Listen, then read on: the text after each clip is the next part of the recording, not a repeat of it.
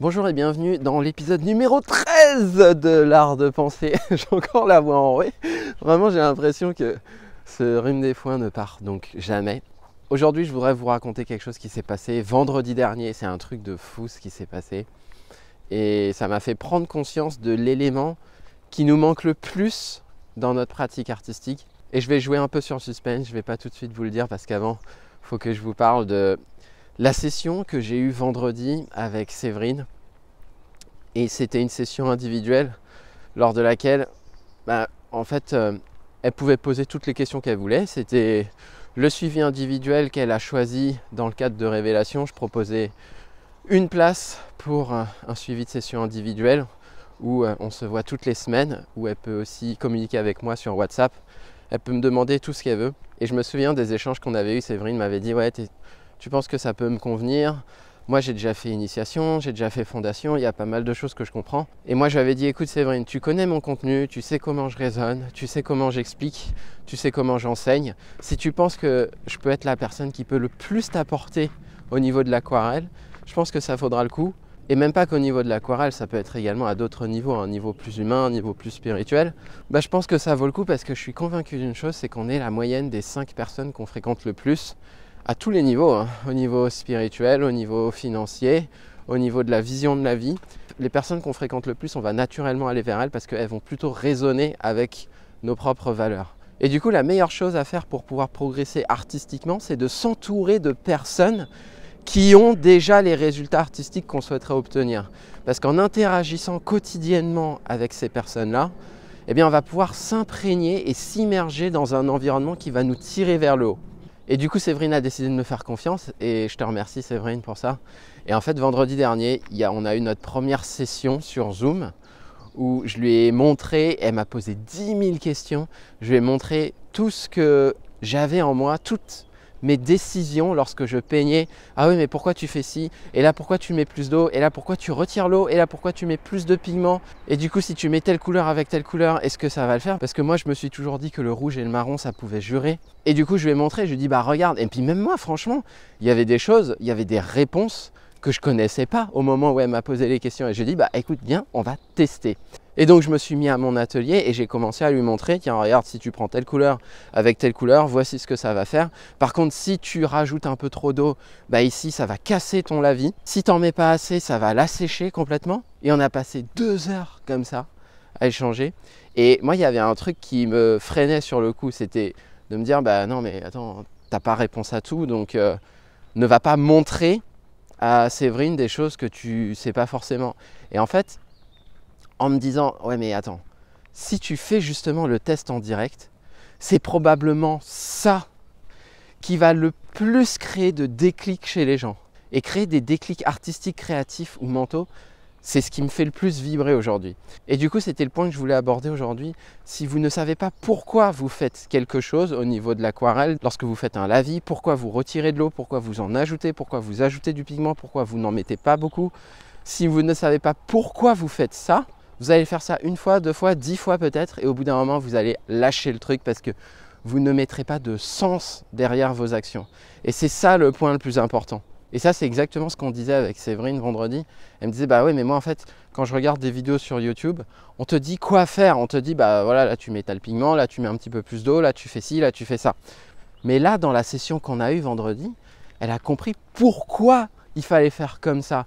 Et pourquoi dans certains cas, ce qu'on peut préconiser dans des vidéos YouTube ou dans des tutoriels qu'on peut trouver sur des sites internet, pourquoi ça ne fonctionne pas. Et en fait, dans la formation Révélation, je parle de techniques simples et avancées, mais en réalité, ce qui permet cette formation, c'est de peindre en conscience, c'est d'avoir une conscience technique sur votre pratique artistique, c'est de comprendre le pourquoi qui se cache derrière chacun des gestes que vous allez faire sur le papier. Parce que si vous ne mettez pas du sens et si vous ne savez pas pourquoi vous faites ça, derrière, vous ne saurez pas vous adapter à de nouvelles situations. Vous n'allez pas retenir aussi bien les gestes et le dosage au pigment parce que le dosage au pigment, c'est une compétence qui est hyper complexe à maîtriser. Il y a plein de paramètres, donc ça je l'explique dans la formation fondation. Il y a en gros 3 paramètres qui rentrent en compte dès lors qu'on utilise le dosage au pigment. Il y a l'humidité du pinceau, il y a la pigmentation du pinceau et il y a l'humidité du papier. Et le truc, c'est que dès lors qu'on attaque des domaines qui sont relativement complexes comme le dosage au pigment, parce que le dosage au pigment prend en compte simultanément 3 paramètres, et bien là c'est difficile, voire impossible de réduire le dosage au pigment à une suite d'instructions comme une recette qu'on pourrait suivre, parce qu'il y a plein de paramètres qui peuvent changer et qu'il faut absolument prendre en compte à tout instant. Et vendredi dernier avec Séverine, j'ai vraiment touché du doigt exactement ce que je voulais transmettre dans le cadre de cette formation Révélation. Quand je dis que ce sont des techniques simples et avancées, ce n'est pas forcément des nouvelles techniques qu'on va découvrir. On n'a pas besoin de découvrir de nouvelles techniques. Et je vais vous prendre l'exemple du lavis dégradé. Le lavis dégradé, c'est une des premières techniques qu'on voit dans la formation Révélation. Alors on pourra se dire, non mais attends, ça tu l'as déjà dit dans tes vidéos YouTube, tu l'as déjà dit dans Initiation, tu l'as déjà dit dans Fondation, tu l'abordes déjà un peu partout. Ouais, mais le truc, c'est que c'est simple, ce sont des techniques qui sont simples. Le lavis dégradé, c'est quelque chose qui est simple. Mais pourquoi c'est avancé? Parce qu'à chaque formation, je vais à un niveau de conscience et à un niveau de profondeur qui est largement supérieur au niveau précédent. Et c'est en ce sens-là que c'est avancé. C'est mettre de la conscience derrière chacune des micro-décisions, derrière chacune des subtilités qu'on peut voir lorsqu'on pratique le lavis dégradé. Parce que oui, sinon, vous suivez juste les instructions du lavis dégradé, c'est mettre un petit peu plus d'eau, mettre un petit peu plus de pigment à chaque fois qu'on descend, changer de couleur lorsqu'il faut, et puis voilà, on a fait le lavis dégradé. Mais si c'était aussi simple, pourquoi on n'arrive pas à systématiquement réussir tous nos lavis dégradés? Pourquoi lorsqu'on change un peu la couleur ou la teinte, on a des doutes? Pourquoi lorsqu'on est en plein milieu d'une aquarelle, on ne pense pas qu'il faut utiliser le lavis dégradé? Pourquoi systématiquement nos lavis dégradés ne sont pas assez lumineux? Pourquoi ils sont systématiquement trop plats? Si c'était aussi facile, tout le monde le réussirait. Et le fait que tout le monde ne le réussit pas, c'est parce qu'il y a plein de paramètres à prendre en compte et parce qu'il faut mettre de la conscience derrière chacun des faits et gestes. Et si vous trouvez que vos aquarelles sont trop plates, demandez-vous, est-ce que mes lavis dégradés sont correctement réalisés? Et je vais vous raconter un autre truc qui n'a rien à voir avec l'aquarelle mais qui s'est passé hier. C'est ma fille qui devait faire ses devoirs et les instructions des devoirs sont notées dans son agenda. Donc on regarde dans son agenda ce qu'il faut faire et il faut copier les mots dictés et les mots outils. Donc dans les mots outils, il y a, parce que, alors ma grande elle est en CP aujourd'hui, hein, donc elle apprend à écrire. Et elle apprend à lire aussi. Donc il y a, parce que, mais, il faut, il est, nous sommes, ce genre de choses. Donc elle recopie ça et en fait, chacun de ces mots-là, il faut les copier 5 fois de suite. Et le truc, c'est que c'est pas la première fois que je vois cette instruction-là. Alors la première fois, je lui ai dit, bah vas-y, recopie 5 fois, il y a. Et maintenant, il faut que tu recopies 5 fois parce que. Et puis le lendemain, dans l'agenda, il fallait faire la même chose. Et puis le surlendemain, il fallait faire exactement la même chose. Et puis au bout d'un moment, je sentais une certaine résistance à lui dire quand même, bah vas-y, si, il faut les écrire les 5 fois il y a, les 5 fois parce que, les 5 fois mais, etc. Et puis hier, j'étais en train de faire à manger et puis je l'entends, elle commence à pleurer. Et ma grande, je trouve qu'elle pleure vraiment pas beaucoup. Et quand elle pleure, c'est qu'il y a quand même un problème. Donc je vais la voir, je vais, bah qu'est-ce qu'il y a? Et puis elle me dit, bah non mais moi en fait, j'ai pas envie de copier 5 fois tout le temps les mêmes mots. Et puis sur le coup, je me suis dit, mais attends, ça fait 10 fois qu'elle recopie 5 fois les mêmes mots tout le temps. Je voyais plus ça comme une punition que comme un réel outil d'apprentissage. Elle était en sanglots, ça me faisait mal au cœur. Et puis, moi, je ne voulais pas contredire ce qui était écrit sur l'agenda. Mais en même temps, là, lorsque j'ai vu les instructions, mais ça faisait des jours et des jours que c'était comme ça. Hein, j'ai dit, bon, écoute, tu sais quoi, vas-y, laisse tomber, fais-les une fois, et puis ça sera bon. Pas besoin d'aller plus loin, pas besoin de les recopier 5 fois de suite, etc. Et quand je lui ai dit ça, ça m'a rappelé la session avec Séverine. Si vous ne mettez pas de sens derrière une action, au bout d'un moment, vous allez arrêter de le faire. Vous allez peut-être le faire 1 fois, 5 fois, 10 fois, 20 fois, 30 fois. Au bout d'un moment, vous allez arrêter.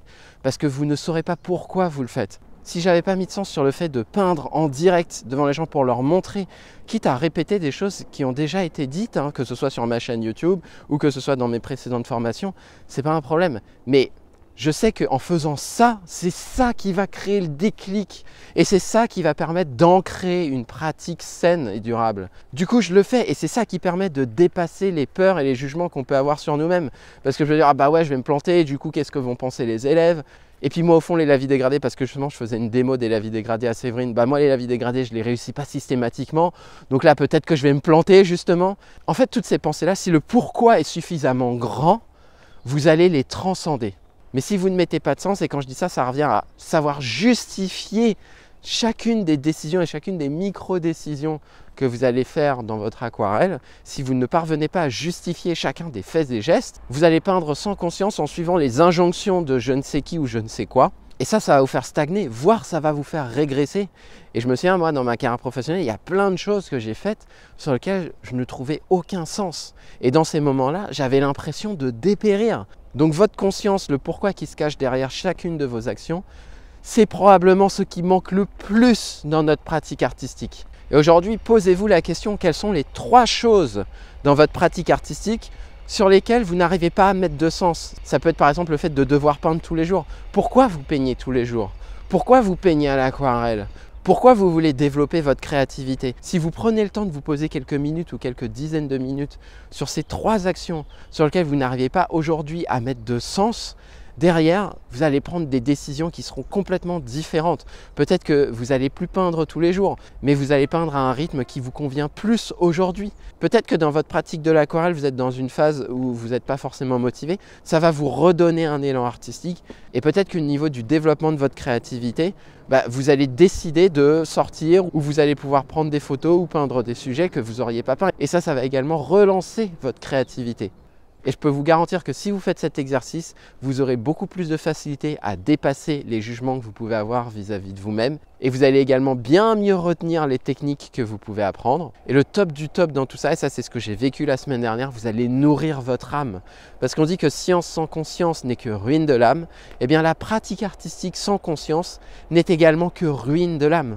Merci pour m'avoir écouté jusqu'au bout et je vous dis à très vite.